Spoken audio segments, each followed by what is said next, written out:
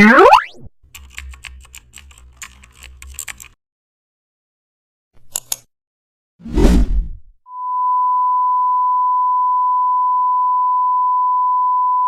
back to the channel. Today we are explore how to design old mobile wallpaper in Photoshop.